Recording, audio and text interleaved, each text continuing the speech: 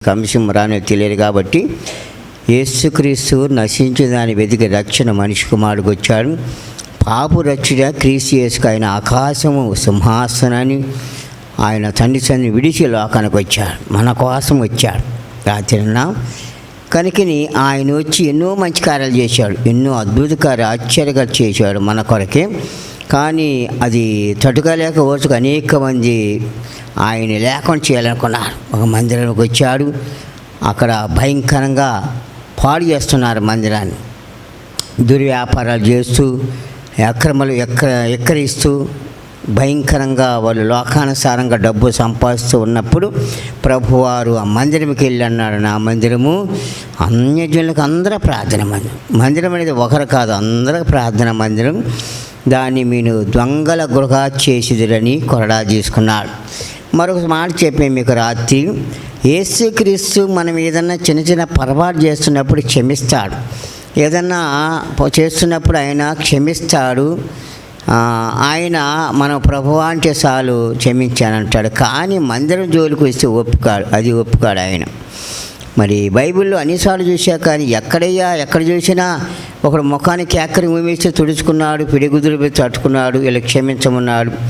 ఎక్కడ కోపడ్డాడంటే మందిరంలోకి వచ్చి కోపడ్డాడు, మందిరంకు తట్టుకాడు, పాడు చేయకూడదు. నా మందిరము అన్యజనుల ప్రార్థనా మందిరం, ప్రార్థనే జరగాలి కానీ దాంట్లో మరొకటి జరగకూడదు. అంటే వ్యాపారాలు చేయకూడదు, దాంట్లో ఎకరాలు జరగకూడదు, స్వార్థాల డబ్బు సంపాదించాలి, అయ్యే ఉండకూడదు మందిరాలు. ప్రార్థన అంటే మందిరం పరిశుద్ధ స్థలం. ఆ మందిరములో దేవుని ఆత్మ మనం మొరపెట్టుకున్నప్పుడు వస్తుంది కనుక మనం అనుకున్న కార్యాలు జరగాలంటే మందిరం మొరపెట్టుకున్నప్పుడే. కాబట్టి రాత్రి మరి దేవుని వాక్యం అంతవరకున్నా ఈ రోజున ప్రార్థన గురించి తెలుసుకుంటాం. ప్రార్థనగా మనం వెళ్తున్నాం కదా, రోజు పాపాలన ఒక అవసరం వచ్చినప్పుడు, ఒక రక్కర వచ్చినప్పుడు, ఒక శ్రమ వచ్చినప్పుడు ఎమ్మడే చేయకూడదా, ఎమ్మడే జవాబు రాకూడదా మనం అనుకుంటాం. ఎమ్మడే మనం పాగానే జరిగితే ఇంకా దేవుడు ఏముందండి, మనం అడంగానే జరిగితే ఇంకా దేవుడి మహిమ ఏముంది. యేసుక్రీస్తు ఒక దినాన లాజరుకు వార్త వచ్చింది, ఏమనంటే అమేనండి, ఒక వార్త ఏంటంటే తను ప్రేమించే లాజరు అనారోగ్యం వచ్చింది, రోగంతోనే తెలియచేసి పంపారు అక్కలు. యేసుక్రీస్తు రాలా, వెంటనే జవాబు రాల, 4 దినాలు అక్కడే ఉండాలి, 4 దినాలు అక్కడే ఉండాలి. ఎక్కడ ఆయన సాటిని. మనమైతే ఏదైనా సమస్య వచ్చి చెప్పిన పరిగెత్తాం ప్రార్థన చేయడం. కానీ యేసుక్రీస్తు ప్రత్యేకత కలిగిన వాడు యేసయ్య. ఆయన చేసిన ప్రతి కార్యములు ఏదో ఒక ప్రత్యేకత ఉంది కనుక 4 దినాలు ఉన్నాడు. తర్వాత ఎప్పుడు వచ్చాడంటే చనిపోయినాక వచ్చాడు, అంతేనా? చనిపోయాడు, సమాధి చేసినాక 4 దినాలకు వచ్చాడు. కనుక ఆయన చనిపోయి లేచాడు మేము. కనుక దేవుడి జవాబు ఎమ్మడే రాలేదు అనుకుంటాం, కానీ లేట్ అవుతుందంటే ఏదో కార్యం చేయబోతున్నాడు, అది వాక్యం. జవాబు వస్తుంది కానీ లేట్ అవుతుంది, ఎందుకయ్యా మనం అడుగుతున్నప్పుడు అంటే ఏదో కార్యం చేయబోతున్నాడు, అద్భుత కార్యము. కానీ ఆయన ఆశగొన్న ప్రాణం తృప్తిపరుస్తాడు. ఏదో ఒక దినాన్న ఆయన సహాయం చేస్తాడు, చేయడా? ఏదో ఒక దినాన సహాయం చేస్తాడు, ఏదో ఒక దినాన్ని న్యాయం చేస్తాడు. కనుక మనము ఓపికతో ఉండాలి, ఓర్పు కలిగి ఉండాలి. వెంటనే వెళ్ళగా నా కార్యం జరగలేదు, నాకు వెంటనే జవాబు రాలేదు ఎవ్వరు అనుకోదు. కార్యం జరుగుద్ది, జవాబు జరుగుద్ది. కనుక మనము నిరీక్షణ కలిగి, విశ్వాసం కలిగి నీవు నమ్మవానికి సమస్తం సహజం, నమ్మి విశ్వాసం ఉందా. కనుక ఈరోజు కూడా ఒక వ్యక్తి ఆయన దగ్గరకు వచ్చింది సహాయం కోసం, ఎమ్మడే జరిగిందా లేట్ అయింది అని జ్ఞాపకం చేసుకుందాం. పరిశుద్ధ గ్రంథం నుంచి ఈ రోజున వాక్యం చదువుకుందాం. బైబిల్ తీయండి, లూకాసు వార్త 18వ అధ్యాయం 1వ వచనములు ఈ వాక్యం అంటది. లూకాసు వార్త 18వ అధ్యాయము 1వ వచనములు ఈ మాట ఉంటుంది. వారు ఇసుక నిత్యము ప్రార్థన చేయ ఉండవలటకు ఆయన వారితో ఉపమానం చెప్పాను. యేసుక్రీస్తు ఉపమానం చెప్పాడు. దేవునికి భయపడకయు మనుషులు లక్ష్య పెట్టకయు నుండు ఒక న్యాయాధిపతి ఒక పట్టణములో ఉండెను. ఆ పట్టణంలో ఒక విధవరాలు ఉండెను. ఆమె అతని యొద్దకు తరచుగా వచ్చి నా ప్రతినిధికి నాకును న్యాయం తీర్చమని అడుగుచూ వచ్చెను. కానీ అతడు కొంతకాలం ఒప్పుకొనకపోయాను. చాలు పరిశుద్ధురాపురం చదవబడిన వాక్యం మీద మాట్లాడుకునేది ఎదురు వారికి ఒక సమస్య వచ్చింది కనుక ఈ సమస్య తీరాలంటే అధికారికి పోవాలా, నాకు న్యాయం జరగాలంటే అధికారికి పోవాలా, నాకు అన్యాయం జరుగుతుంది కనుక నా ప్రతివాదికినే నాకును న్యాయం మరి నా పట్ల న్యాయం జరగాలంటే మా ఇద్దరి మధ్యలో న్యాయం జరగాలని నేను అధికారి దగ్గర పోవాలా, నా బాధ నా సమస్య నా మాట చెప్పుకుందాం అనుకుంటుంది. నా బాధ నా సమస్య చెప్పుకుందామని అధికారి దగ్గరకు పోదామని పోయింది. బాగిందా పోయిన తర్వాత అధికారు మెడమాదులు దిగి వస్తూ ఉంటాడు. ఏమాత్రం ఎదురుకెళ్ళి కూర్చుంది. మేడమాది దిగి వస్తూ ఉంటాడు. ఈమె అవసరం కోసం పోయింది కదా, ఈమె అక్కలు చెప్పుకోవటానికి ఈమె బాధ చెప్పుకోవటానికి కష్టాన్ని చెప్పుకోకపోయినప్పుడు ఆమె ఎదురు చూస్తూ ఉంది. ఎప్పుడు వస్తాడా. మనం కూడా ఒక సమస్య వచ్చినప్పుడు ఒక కార్యం జరగనప్పుడు ముఖ్యమంత్రి లేకపోతే ఎమ్మెల్యే మరొకరి పోతాం కనిపెట్టుకొని ఉంటాం. ఎప్పుడు వస్తాడా మన సంగతి చెప్పుకుందాం, మాకు సహాయం చేయాలి, కార్యం చేయాలి, ఎదురు చూస్తూ ఉంటాం. కనుక ఈమె కూడా అలాగని ఎదురు చూస్తామంది. ఎప్పుడు వస్తాడా నా బాధ చెప్పుకుందాం కాసి ఎదురు చూస్తున్నప్పుడు ఆయన పైనుంచి దిగి వస్తాడు. ఇంట్లో నుంచి బయటకు వచ్చేటప్పుడు ఏమి లేచి నిలబడి అయ్యా నాకు సహాయం చేయి, నాకు నువ్వు పదికను సహాయం చెయ్యయ్యా, న్యాయం చెయ్యని అడుగుదామనుకుంటున్నాడు. ఆయన వెళ్ళిపోతాడు. బాగున్నారమ్మా? న్యాయం చెయ్యి అడుగుదాం లేచేటప్పటికి ఆయన చూసి పట్టిన వెళ్ళిపోతాడు. బాగుందాం. అలాగని ఆమె ఉదయాన్నే 6 గంటలకు లేస్తుందంట. అధికారి ఇంటికి వెళ్ళి వస్తున్నటువంటి వాకిట్లోనే కనిపెట్టుకొని ఉంటుందంట. ఆయన రోజు అలాగనే వస్తున్నాడు, అలాగనే చూస్తున్నాడు. ఏమి లేస్తుంది తన బాధ చెప్పుకోవడానికి వినట్టు పట్టినట్టు వెళ్ళిపోతున్నారు. బాగా అలాగని ఒకరోజు పోయింది, 2 రోజులు పోయింది, 6 గంటలకు పోయినామా మళ్ళా ఆయన తిరిగి వచ్చేంతవరకు కనిపెట్టుకుంది. బయటికి వెళ్తాడు, ఆయన కార్యక్రమం చూసుకుంటారు. మళ్ళా తిరిగి వచ్చేంతవరకు కూడా ఆమె కనిపెట్టుకొని ఎప్పుడు వస్తాడని చెప్పి పొద్దున ఎలాగ పోయాడు. అలాగని మళ్ళీ సాయంత్రం వెళ్ళేటప్పుడు కూడా అయ్యా అంటుంది.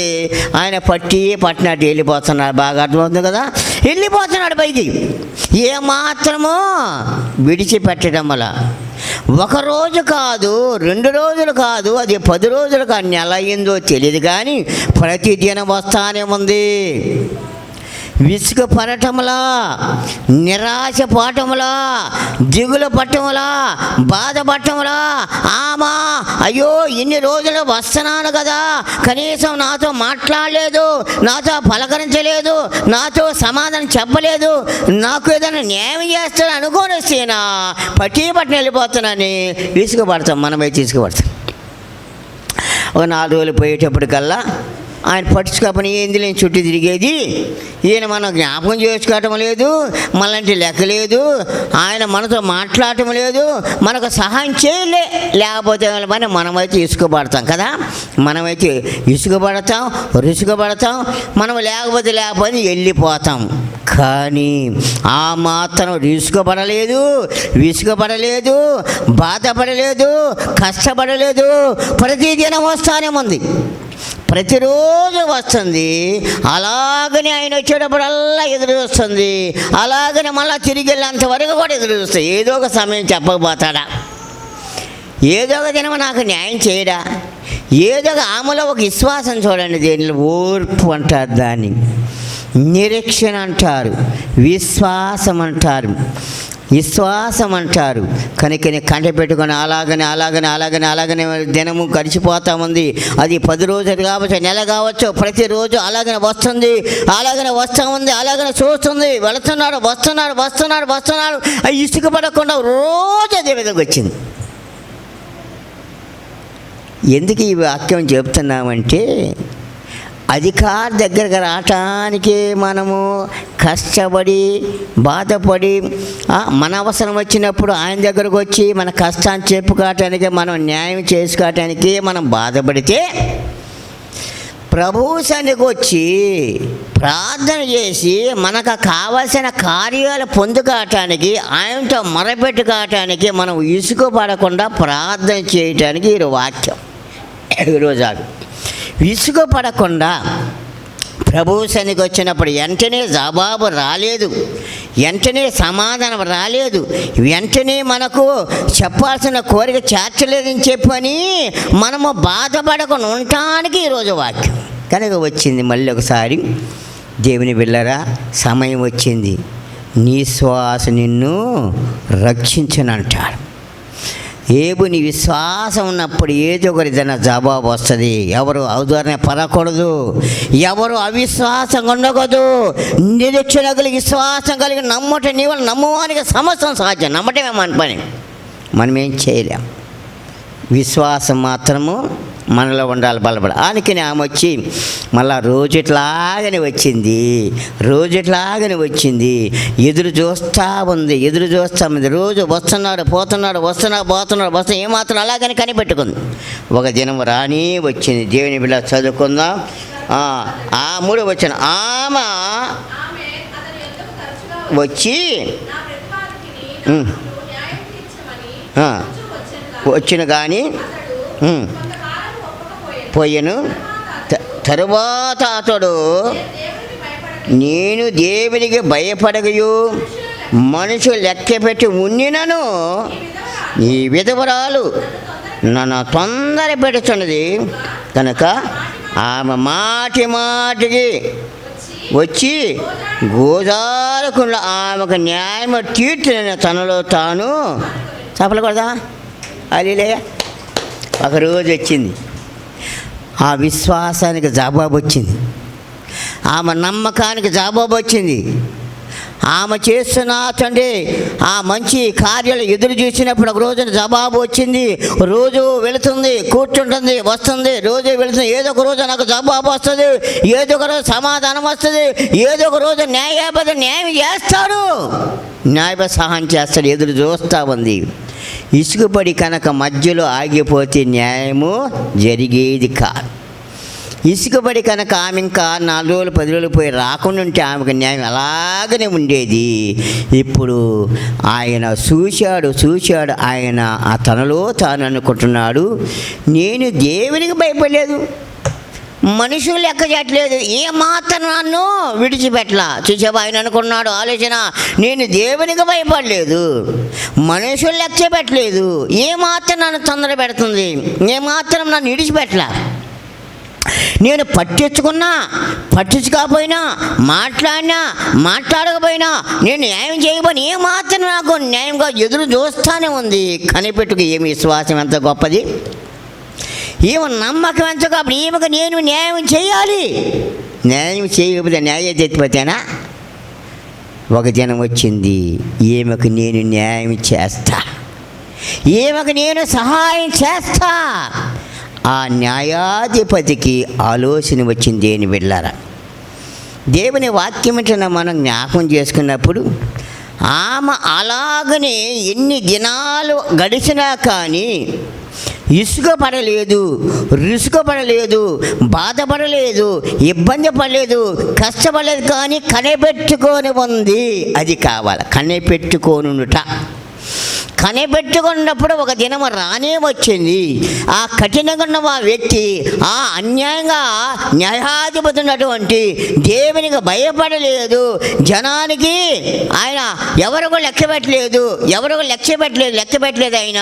కానీ ఈ దినాన ఏమ కనిపెట్టుకునుడా, ఈమె విశ్వాసాన్ని గమనించాడు. ఈమె ఆయన మీద ఎదురు చూస్తున్నప్పుడు ఆ విశ్వాసాన్ని గురించి ఆలోచించాడు. ఈమె ఎంత గట్టిగా విశ్వాసం ఉంది, ఈమెకి నేను సహాయం చేయాలి. వింటున్నావా? ఈమెకు నేను న్యాయం చేయాలా? ఈ పేద విధవరాలు నన్ను ఇంతగా అభిమానించి ప్రేమించి నా కొరకు కనిపెట్టుకొని నా సహాయం కోసం ఎదురు చూస్తుంది కనుక నేను ఈమెకు న్యాయం చేయకపోతే న్యాయాధిపతిని కాదు.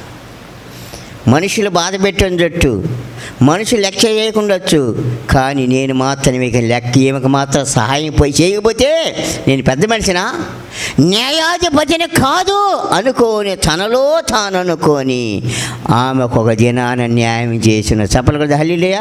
బైబిల్ చదువుతాం, పరిశుద్ధ గ్రంథంలో దేని బిడ్డలారా చదువుకుని 5వ వచనం. ఈ విధవరాలు నన్ను తొందర పెట్టుచున్న గనక ఆమె మాటికి వచ్చి గోజారుకున్నట్లు ఆమెకు న్యాయం తీర్చునని తనలో తాను అనుకొనెను. మరియు ప్రభు ఇట్లనెను, అన్యాయస్తుడైన ఆ న్యాయాధిపతి చెప్పిన మాట వినుడి. దేవుడు తాను ఏర్పరచుకొనిన వారు దివారాత్రులను తన్ను గూర్చి మొరపెట్టుకొనుచుండగా వారికి న్యాయము తీర్చడా? ఆయన వారికి త్వరగా న్యాయము తీర్చిన వారి విషయమే కదా. సభలు కూడా హల్లెలూయా. యేసు ప్రభు చెప్తున్నాడు, ఆయన ఉపమాన రీతిగా అన్యాయస్తుడు, అన్యాయంగా దేవునికి భయపడక మనుషులు లక్ష్య పెట్టగా ఉండు న్యాయాధిపతి ఒక దిన న్యాయం చేయలేదా? పేద విధవరాలు ఆయన కొరకు ఎదురు చూస్తూ కనిపెట్టుకొని ఏదో ఒక దినాన్ని సహాయం చేస్తాడు, ఏదో ఒక దిన నాకు న్యాయం జరుగుద్దని ఎదురు చూస్తూ, అది నెల కావచ్చు, 2 రోజులు కావచ్చు, ఎన్ని నెలలైనా కానీ బాధపడక ఎదురు చూసినప్పుడు ఆమెకు న్యాయం జరగలేదా? న్యాయం జరగదా? మరి ఆయన ఉన్నట్టు అధికారి పేద విధవరాలకు న్యాయం చేశాడు కదా, మరి మనం నమ్ముకున్న దేవుడు మనకు న్యాయం చేయడా? నమ్ముట నీవు నమ్ము మనకి సమస్తం సాధ్యమంటాడు. నీ శ్వాసని రక్షించనంటాడు, విశ్వాసను స్వస్థపరచు. కాబట్టి మన దేవుడు గొప్ప దేవుడు కదా, అద్భుత కార్యం చేసే దేవుడు, ఆశ్చర్యంగా చేసే దేవుడు. మన దేవుడు మనకు నమ్ముకుని సహాయపడడా? మనం అడిగింది ఎందుకు న్యాయం చేయడు? మనం దేవుని దగ్గర మొరపెడుతున్నప్పుడు, దేవుని దగ్గర విజ్ఞాపన చేస్తున్నప్పుడు, దేవుని దగ్గర ప్రభువా నాకు సహాయం చేయ, పేద విధవరాలు నిత్యము కనిపెట్టుకొని ఉన్న ఆ న్యాయాధిపతి దగ్గర వెళ్ళినప్పుడు ఒక దినాన్ని న్యాయం జరిగింది కదా ప్రభువా, మరి నా పాటలు ఏంటయ్యా? ప్రతిదినం వస్తున్నాను, ప్రతిదినం ప్రార్థన చేస్తున్నాను, ప్రతిదినం విసుగు పడకుండా విజ్ఞాపన చేస్తున్నాం, నీ పాదాల దగ్గర విజ్ఞాపన మొరపెడుతున్నా, నాకు న్యాయం చెయ్యయ్యా అని నీవు అడిగితే ఎందుకు చేయడు? చేస్తాడు. ఇర్మియా 33 అధ్యాయం 3వ వచనం ఉంటుంది. ఇర్మియా 33 అధ్యాయము 3వ వచనం ఉంటుంది. ఇర్మియా 33 అధ్యాయము 3వ వచనం ఈ వాక్యం ఉంటుంది. జ్ఞాపకం చేసుకున్నప్పుడు చదవండి, చదవాలి. ఇర్మియా 33 అధ్యాయం 3వ వచనం. నాకు మొరపెట్టము, నేను నీకు ఉత్తరం ఇచ్చేదను, నీవు గ్రహింపకుండు, నీవు గొప్ప సంగతులను గూఢం చేయలేదు. సఫల పడదా హల్లెలూయా. దేవుడు చెప్తున్నాడు, పేద విధవరాలు కనిపెట్టుకొని ఆ న్యాయాధిపతి న్యాయాధిపతికి వచ్చినప్పుడు ఒక దినాన హృదయం కదిలించబడలేదా? కఠినుడు, దుర్మార్గుండ వ్యక్తి, అన్యాయస్తుడుగా దేవుడికి భయపడాల, మనుషులు లక్ష్యపడే వ్యక్తి ఒక దినాన హృదయం కదిలించబడలా.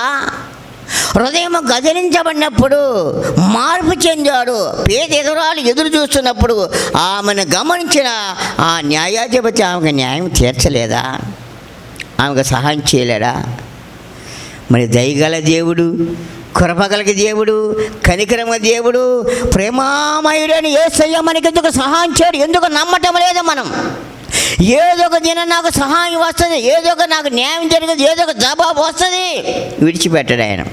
ఆ మాట అంటాడు, సంటి బిడ్డ తల్లి మర్చినా నేను నిన్ను విడవని. అబ్బా, ఎంత మంచి మాట కదా. సంటి బిడ్డ తల్లి మర్చి నేను మరవనన్నా దేవుడు నన్ను ఎందుకు మర్చిపోతాడు? నన్ను ఎందుకు విడిచిపెడతాడు? ఏదో ఒక జవాబు వస్తుంది, ఏదో ఒక సమయం వస్తుంది, నా దేవుడు నాకు సహాయం చేస్తాడు. ఎందుకు లేట్ అవుతుందని నువ్వు విసుగా ప్రార్థన చేయవలనని. ఎమ్మడే వచ్చినప్పుడు ఆ రోజు 2 రోజు 3 రోజు 4 రోజు ప్రార్థన రా విన్నారు బాగా. ఎమ్మడే సాబాబు ఒక బండి కావాలనుకున్నా, బండి 4 రోజు వచ్చిందనుకో 5 రోజులు బండి తీసుకొని పోతాం. ఇంకా పనిలే ప్రార్థనకి. ఆయన చేసిన ప్రకారం దేనిని మరకు. అందుకు జవాబీయుడు ప్రార్థన అవుతుందా?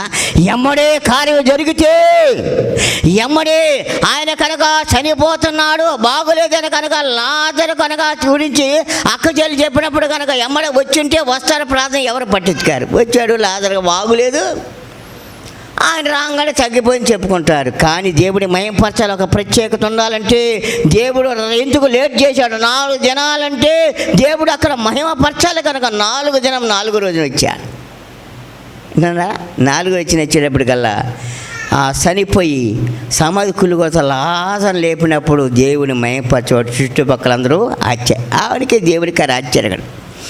ఈమె బాగానే పేదరాలు కనుక ఎమ్మడే ఆమెకు సహాయం చేసింటే అందరిలాగా నాకు చేశాడు, అందరిలాగా పోయాను నాకు చేశాడు అని అంటది.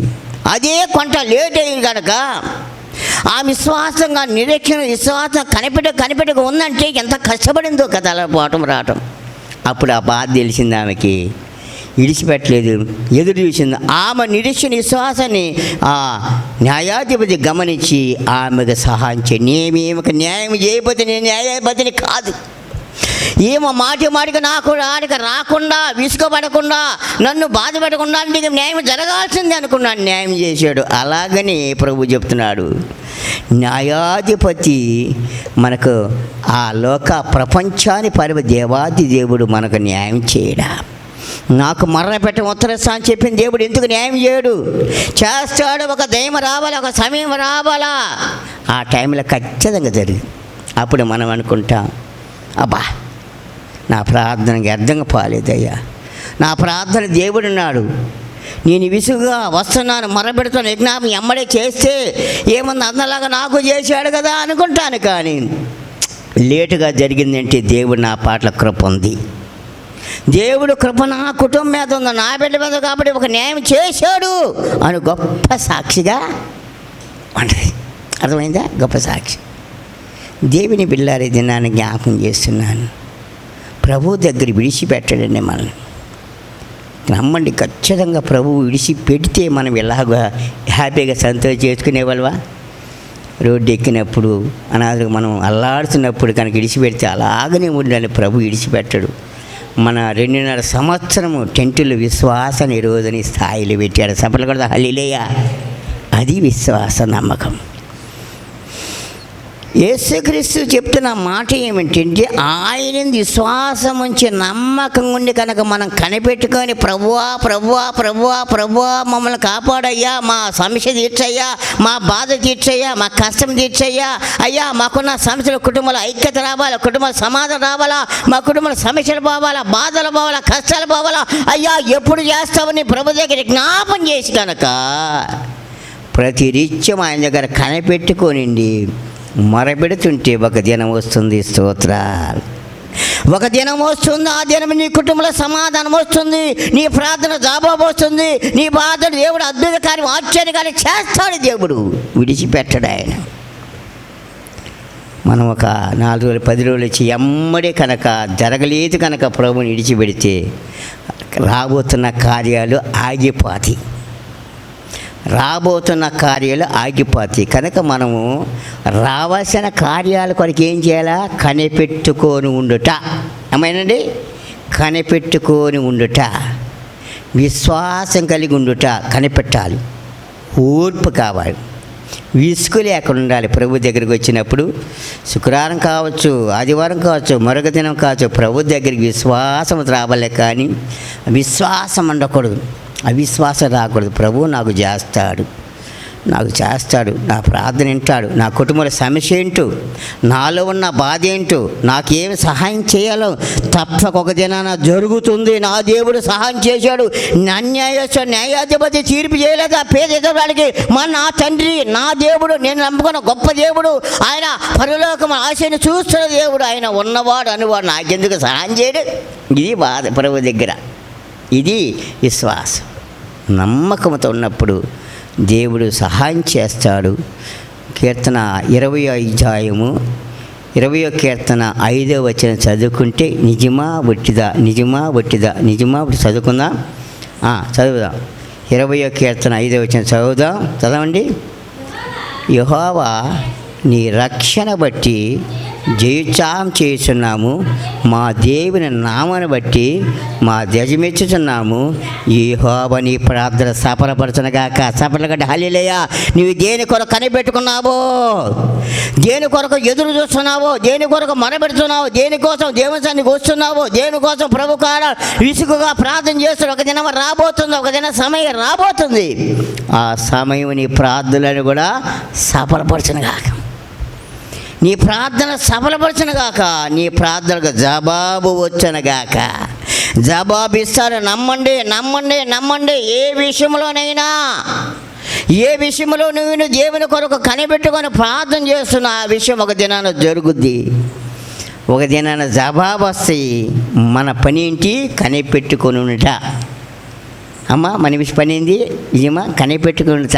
మాది ఏం పని? మంది కనిపెట్టుకున్నది. ఈరోజు వాక్యం కనిపెట్టుకుంది బీదెదరాలు న్యాయం పొందుకున్నట్టే మనము కూడా ప్రభు దగ్గర కనిపెట్టుకుందాం.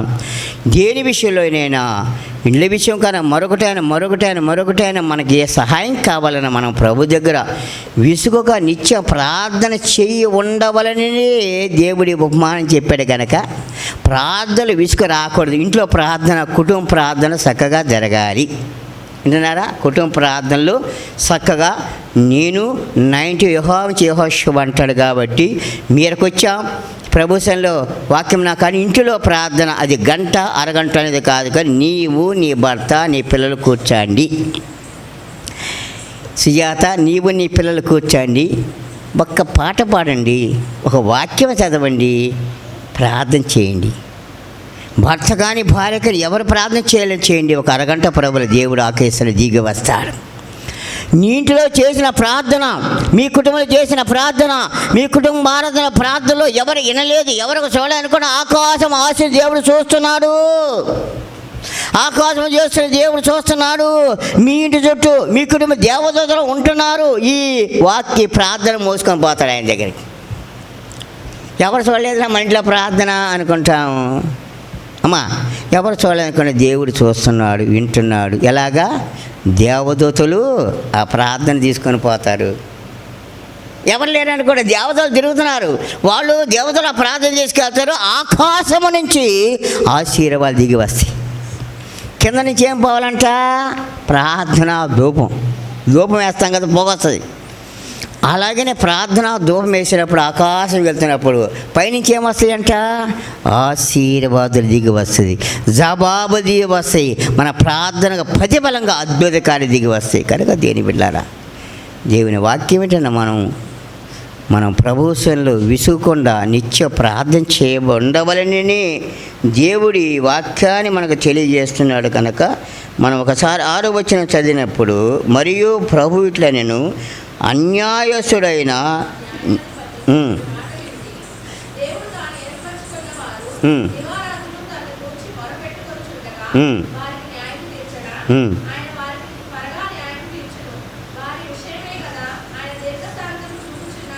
మీతో చెప్తున్నాను.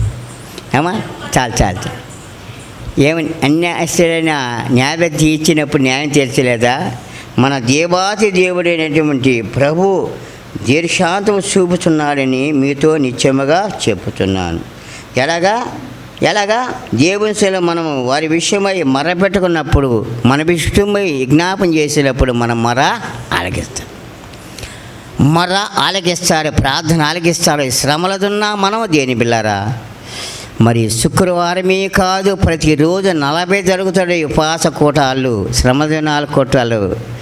అందరూ వచ్చారా? జనముతో పని లేదు. కానీ నేను వెళ్ళాలి, నేను ఆ సన్నిధిలో కూర్చోవాలి, నేను నా సమస్యను చెప్పుకోవాలి, నా కుటుంబ సమస్య చెప్పుకోవాలి, నా పిల్లల గురించి చెప్పుకోవాలి అని చెప్పని ఎప్పుడైతే ప్రభు దగ్గరకు వచ్చి మనం జ్ఞాపం చేస్తా, దేవుడు చూస్తాడు. మనందరూ చేసిన ప్రార్థన ఆలకిస్తున్నాడు. కాబట్టి ఈ రాత్రి ప్రభు సన్నిధికి వచ్చిన మనము ఈ 40 దినాల్లో మా కుటుంబంలో అద్భుత కార్యం జరిగిన ఒక విశ్వాసంతో ఉండండి. ఈ 40 దినాల ఉపవాస దినముల్లో 40 దినాల్లో అయ్యేటప్పటికల్లా అద్భుత కార్యం జరుగును గాక.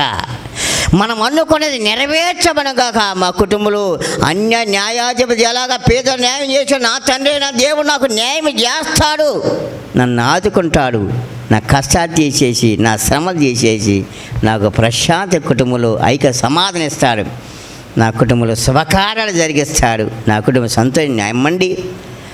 ప్రతిదినం మర్చిపోకుండా గంట ప్రార్థన ప్రభు సన్నిధికి రండి. మనము మొరపెట్టి కట్టడానికి వచ్చా ప్రార్థన చేసుకోవచ్చు. కాబట్టి ప్రతి ఒక్కరు దేవుని వాక్యం విన్న మనము ప్రభువు నాకు సహాయం చేయాలని దేవుని సెల్లో మొరపెట్టుకొని జ్ఞాపం చేసి సంతోషంగా హ్యాపీగా వెళ్తాం. ఈ 40 దినాలు ఆయన ఆశీర్వాదం ఎదురు చూద్దాం. ప్రార్థనకి ఇసుకపడవద్దు, రావడానికి ఇసుకపడవద్దు, కూర్చొని ఇసుకపడవద్దు. ప్రభు కూడా కనిపెట్టుకుందాం. సుజాత ఏం వాక్యమో కనిపెట్టుకునుట.